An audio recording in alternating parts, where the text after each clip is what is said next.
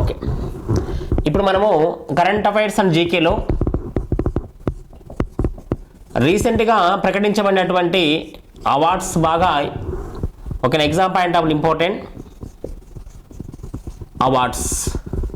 ఇటు current affairs జీకేని cover చేస్తూ మనం అవార్డ్స్ చదవాల్సి ఉంటుంది. కరెంట్ అఫైర్స్ జీకేలో ఒక అవార్డ్స్ అనే ఒక టాపిక్ని మనం చదివేటప్పుడు ఫస్ట్ చదవాల్సినటువంటి ఒక విధానం చెప్తానేనండి.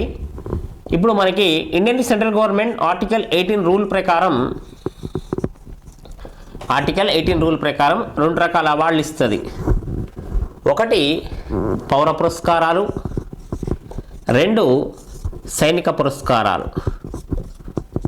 భారత కేంద్ర ప్రభుత్వం ఓకేనా ఆర్టికల్ 18 రూల్ ప్రకారం రెండు రకాల అవార్డులు ఇస్తుంది. ఒకటి పౌర పురస్కారాలు, రెండు సైనిక పురస్కారాలు.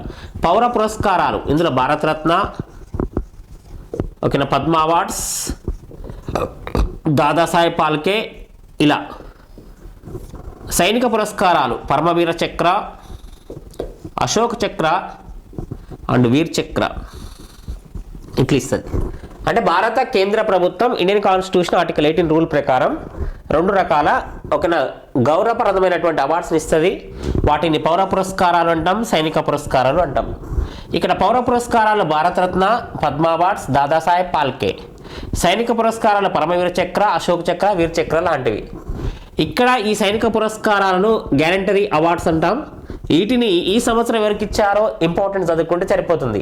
కానీ ఇక్కడ పౌర పురస్కారాలకు సంబంధించి ఖచ్చితంగా ఎగ్జామ్ పాయింట్ ఆఫ్లో ప్రీవియస్ మనకి చాలాసార్లు ఎగ్జామ్లో క్వశ్చన్ వస్తుంది. వాటికి సంబంధించి ఇప్పుడు ఇచ్చినే కాకుండా దానికి సంబంధించినటువంటి ఇన్ఫర్మేషన్ కూడా మనం చదవాల్సి ఉంటుంది. ఇక్కడ ప్రపంచ దేశాలు ఇచ్చే అవార్డ్స్ కొన్ని ఉంటాయి. అందులో ఆస్కార్ అమెరికా వాళ్ళు ఇస్తారు, బూకర్ ఇంగ్లాండ్ వాళ్ళు ఇస్తారు, రామన్ మెగసేసే ఫిలిప్పైన్ దేశం ఇస్తుంది, అలాగే నోబెల్ ఓకేనా స్వీడన్ 5 అవార్డు ఇస్తుంది, నార్వే 1 అవార్డు ఇస్తుంది. ఇక్కడ ఆస్కార్ అవార్డ్స్ అమెరికా వాళ్ళు ఇస్తారు సినిమా రంగంలో, బూకర్ ప్రైజ్ లిటరసీ దాన్నే సాహిత్య రంగంలో ఇంగ్లాండ్ వాళ్ళు ఇస్తారు, రామన్ మెగసేసే 6 కేటగిరీస్లో ఓకేనా ఫిలిప్పైన్ గవర్నమెంట్ ఇస్తుంది, నోబెల్ అవార్డు 6 కేటగిరీస్లో స్వీడన్ 5, నార్వే 1 ఇస్తుంది. ఇవి ప్రపంచంలోని ఇంపార్టెంట్ అవార్డ్స్. ఇక్కడ భారతదేశంలోని అవార్డు సంబంధించి కాంపిటేటివ్ పరంగా ప్రతి ఒక్క కాంపిటేటివ్ ఎగ్జామ్లో ఖచ్చితంగా 2 లేక 3 క్వశ్చన్లు గ్యారెంటీ వస్తున్నాయి. ఆ 2 లేక 3 క్వశ్చన్స్ మనకి కాంపిటేటివ్ ఎగ్జామ్ ఎలా క్వశ్చన్స్ వస్తున్నాయో ఒకసారి చూస్తే ఎక్కడి నుంచి అడుగుతున్నాడు అంటే ఒక అవార్డుకు సంబంధించి ఒక 6 పార్ట్స్ని బాగా కవర్ చేయాల్సి ఉంటుంది. అంటే ఒక అవార్డు సంబంధించి 6 రకాల క్వశ్చన్లు అడుగుతున్నాడు. ఈ 6 రకాల క్వశ్చన్లు ఏంటి అని మనం ఒకసారి చూస్తే ఖచ్చితంగా కనుక ఇక్కడ 6 రకాల క్వశ్చన్స్ ఏంటని మనం తెలిస్తే అవార్డు మీద కనుక క్వశ్చన్ వస్తే ఖచ్చితంగా మనం ఆన్సర్ చేయొచ్చు. అదేంటి అని ఒకసారి చూస్తే ఎగ్జాంపుల్ దాదాసాహెబ్ ఫాల్కే.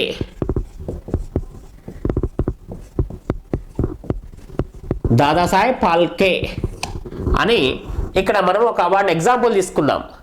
ఎగ్జాంపుల్ ఈ యొక్క అవార్డుని మనం తీసుకున్నప్పుడు మొత్తం భారతదేశంలోని ప్రపంచంలో ముఖ్యమైన అవార్డ్స్కి ఒక 6 పాయింట్స్ ఖచ్చితంగా అడుగుతున్నాడు. కాబట్టి ఏం అడుగుతున్నాడు అని ఒకసారి చూస్తే ఒక అవార్డు సంబంధించి ఫస్ట్ 6 పాయింట్లు అడుగుతున్నటువంటి మొదటి పాయింట్ ఏంటంటే ఖచ్చితంగా స్థాపన అడుగుతున్నాడు. ఏ అవార్డు అయినా ఎప్పుడు స్థాపించారు అని అడుగుతున్నాడు. అంటే ప్రతి ఒక్క అవార్డుని మనం ఎప్పుడు స్థాపించారో ఖచ్చితంగా తెలుసుకోవాలి. ఇప్పుడు దాదాసాహెబ్ ఫాల్కే ఎగ్జాంపుల్ చెప్తాను, మిగతా అన్ని అవార్డుకి ఇదే ప్రాసెస్ ప్రకారం ఖచ్చితంగా చదువుకుంటే మనకు క్వశ్చన్ కవర్ అవుతుంది. ఇప్పుడు స్థాపన 1969. ఓకే, జాగ్రఫీలో నదులకు సంబంధించి చదివేటప్పుడు ఓకేనా గోదావరి, కృష్ణ, కావేరి, పెన్న ఏ నదైనా, గంగా, సింధు అయినా ఫస్ట్ జన్మస్థానం చదవాలి. అలాగే చరిత్ర చదివేటప్పుడు ప్రతి ఒక్క రాజ్యాన్ని మనం చదివేటప్పుడు కాకతీయాస్ కానీ, విజయనగర కానీ, మౌర్యాస్, గుప్తాస్ ఏది చదివినా ఆ రాజ్యాన్ని స్థాపించిన వ్యక్తి ఎవరో చదవాలి. రాజ్యాన్ని స్థాపించిన వ్యక్తి తెలియకుండా రాజ్యం గురించి చదవద్దు, ఒక నది జన్మస్థానం తెలియకుండా నది గురించి చదవద్దు, ఒక అవార్డు స్థాపన తెలియకుండా అవార్డు గురించి చదవద్దు. ఇవి ఖచ్చితంగా కాంపిటేటివ్ ఎగ్జామ్లో గుర్తుంచుకోవాల్సిన కొన్ని టిప్స్. మరి ఇక్కడ కాంపిటేటివ్ ఎగ్జామ్ ప్రిపేర్ అయ్యే వాళ్ళకి ఒకవేళ చాలా ఇయర్స్ వస్తుంటాయి, ఒకవేళ చాలా సబ్జెక్టులలో. ఆ వస్తున్నటువంటి ఇయర్స్ని మనం ఎలా గుర్తుంచుకోవాలి అంటే ఇక్కడ మనం తెలుసుకోవాల్సినటువంటి ఒక కోడ్స్ అండ్ టిప్స్ ఉంటాయి. ప్రతి ఒక్క సంవత్సరానికి ఖచ్చితంగా ఏదో ఒక రిలేషన్ ఉంటుంది. ఇవాళ అక్టోబర్ 2న జన్మించిన ఒక వ్యక్తికి డేట్ ఆఫ్ బర్త్ గుర్తుంచుకోవాల్సిన అవసరం లేదు, ఎందుకంటే ఆటోమేటిక్గా మహాత్మా గాంధీ ఒకవేళ డేట్ ఆఫ్ బర్త్ కాబట్టి ఆటోమేటిక్ గుర్తొస్తుంది. అలా కాంపిటీషన్ ప్రిపేర్ అయ్యే వాళ్ళకి ఖచ్చితంగా గుర్తుంచుకోవాల్సిన విషయం ఏంటంటే ఒక ఇయర్స్ అనేవి గుర్తుండనప్పుడు ఆ ఇయర్లో ప్రపంచంలో కానీ ఇండియాలో కానీ తెలంగాణలో కానీ జరిగిన అత్యంత ముఖ్యమైన విషయాన్ని కనుక మనం గుర్తుంచుకోగలిగితే ఆటోమేటిక్ ఇది గుర్తుంటుంది. ఒకసారి ఒక కోడ్ చూపిస్తాను చూడండి. 1969 అనగానే ఇక్కడ దాదాసాహెబ్ ఫాల్కే అవార్డు స్థాపన జరిగింది.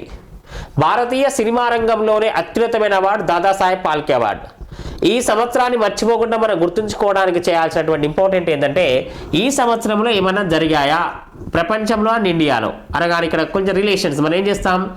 మానవుడు తొలిసారిగా చంద్రమండలంకి వెళ్ళిన సంవత్సరం ఇదే 1969 జూలై 20. ఇక్కడ ఏం చేస్తాం, ఒక లైన్లో వెళ్ళిన వ్యక్తులు Neil Armstrong, Edwin Aldrin and Michael Collins. 1969 July 20లో వీళ్ళు ముగ్గురు వెళ్ళారు. ఆ ముగ్గురు అమెరికా వాళ్ళే. ఈ ముగ్గురు అమెరికా వాళ్ళే. ఇందులో ఫస్ట్ ఇద్దరే మాత్రమే చంద్రమండలం మీద దిగారు.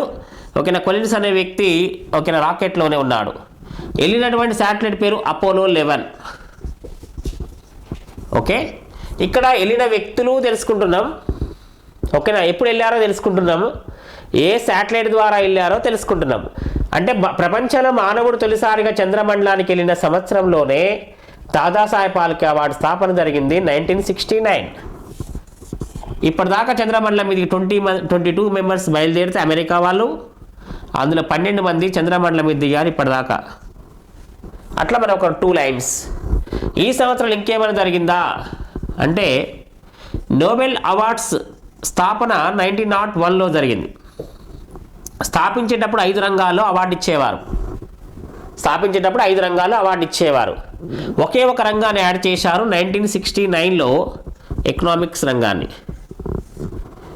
Nobel awards physics and chemistry, medicine, literature, peace and economics 6 రంగాల్లో ఇస్తారు. ఫస్ట్ 5 రంగాలు స్థాపించారు 1901లో. 6వ రంగమైన ఎకనామిక్స్ని ప్రారంభించారు 1969లో. అంటే మానవుడు తొలిసారిగా చంద్రమండలం మీదకి వెళ్ళే సంవత్సరంలోనే నోబెల్ అవార్డ్స్లో ఎకనామిక్స్ రంగాన్ని ప్రారంభించారు. అదే సంవత్సరంలో దాదాసాహెబ్ ఫాల్కే అవార్డు స్థాపన జరిగింది. ఈ అవార్డుని స్వీడన్ అండ్ నార్వే కలిసి ఇస్తాయి. ఈ సంవత్సరంలో ఇండియాలో ఏమైనా జరిగాయా అంటే భారత అంతరిక్ష పరిశోధన సంస్థ ఇస్రో స్థాపన జరిగింది. భారత అంతరిక్ష పరిశోధన సంస్థ ఇస్రో స్థాపన జరిగింది. ఇస్రో స్థాపన 1969 ఆగస్టు 15వ తారీఖు. ప్రధాన కార్యాలయం బెంగళూరు. మొదటి chairman Vikram Sarabhai, father of Indian space అంటారు ఆయన్ని, విక్రమ్ సారాభాయ్. ఇప్పుడు ప్రజెంట్ చైర్మన్ ఎవరంటే సోమనాథన్. ఇప్పుడు మనకి ఇయర్ రిలేషన్ తెలిసింది కదా. అంటే ఇక్కడ దాదాసాహెబ్ ఫాల్కే అవార్డు స్థాపించిన సంవత్సరంలో చంద్రమండలం మీదకి వెళ్ళాడు. నోబెల్ అవార్డు ఎకనామిక్స్ ప్రారంభించారు. భారత అంతరిక్ష పరిశోధన సంస్థ స్థాపన జరిగింది ఇదే సంవత్సరం. ఇదే సంవత్సరం ఇంకేమైనా జరిగిందా అంటే ఇందిరాగాంధీ 14 బ్యాంకులను జాతీయం చేసింది. ఇందిరాగాంధీ 14 బ్యాంక్స్ నేషనలైజ్ చేసింది. 1980లో 6 బ్యాంకులు జాతీయం చేసింది. మొత్తం 20 బ్యాంకులు జాతీయం చేసింది ఇందిరాగాంధీ ఇదే సంవత్సరంలో. ఇదే సంవత్సరం ఇంకేమైనా జరిగిందా అంటే భారతదేశంలో స్థాపించబడిన మొదటి అణు విద్యుత్ కర్మాగారం తారాపూర్ మహారాష్ట్రలో 1969లోనే స్థాపించారు. ప్రస్తుతం ఇండియాలో 12 న్యూక్లియర్ కర్మాగారాలు రన్ అవుతున్నాయి. అందులో పెద్దది తమిళనాడులోని కుడాకులం 21 చోట్ల స్థాపించారు, 12 రన్ అవుతున్నాయి. అందులో మొదటిది తారాపూర్ మహారాష్ట్ర 1969, పెద్దది తమిళనాడులోని కుడాకులం. ఇదే సంవత్సరంలో తెలంగాణ తొలిదశ ఉద్యమం ప్రారంభమైంది. 1969లో ఖమ్మం జిల్లాలోని సింగరేణి కంపెనీ, ఇప్పుడు ప్రజెంట్ భద్రాద్రి కొత్తగూడెం జిల్లా కొత్తగూడెంలో సింగరేణి కంపెనీలో ఆంధ్ర వాళ్ళు వచ్చి జాబులో జాయిన్ అవుతున్నారని చెప్పి ఒక విద్యార్థి నాయకుడు అయినటువంటి ఏ రవీంద్రనాథ్ అనే వ్యక్తి నిరాహార దీక్ష ప్రారంభించడం గాంధీ చౌక్లో ఖమ్మంలో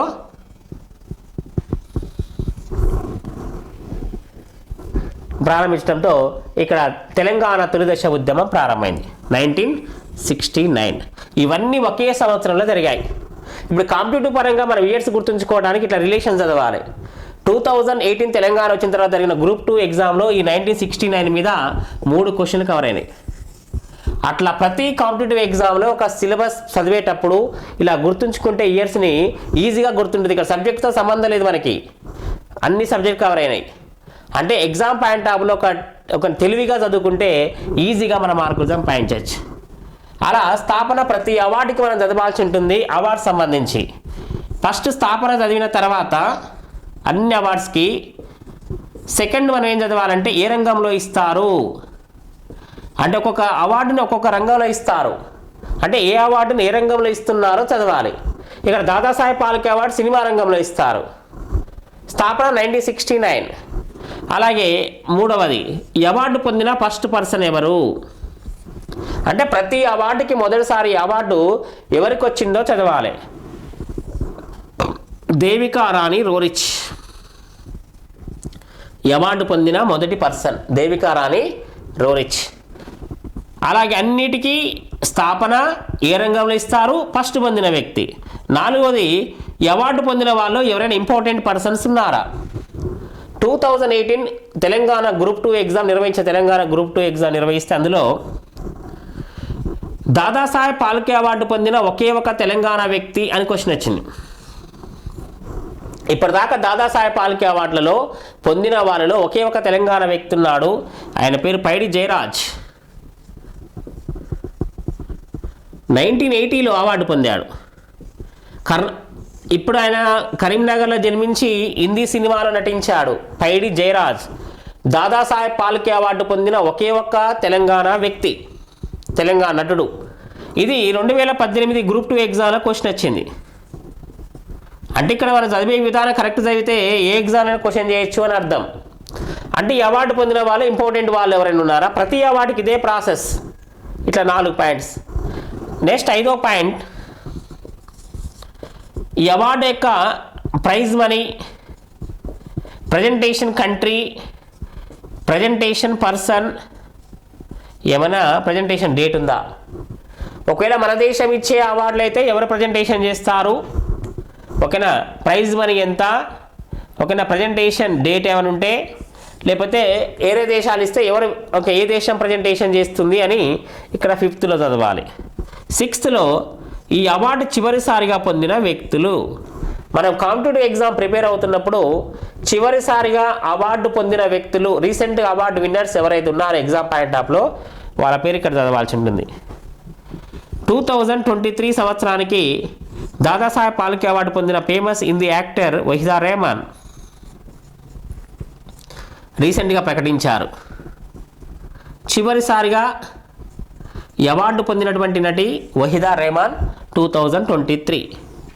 ఇట్లా ప్రతి ఒక్క అవార్డుని కనుక మనం 6 పార్ట్స్గా డివైడ్ చేసుకొని చదవగలిగితే ఇక ఏ అవార్డు పైన క్వశ్చన్స్ వచ్చినా మనం ఈజీగా చేయొచ్చు. ఏం చదవాలి, స్థాపన ఏ రంగంలో ఇస్తారు, ఫస్ట్ అవార్డు పొందిన వ్యక్తులు ఎవరు, ఇంపార్టెంట్ పర్సన్స్ ఉన్నారా, ఓకేనా, prize money, presentation person, presentation date, presentation country.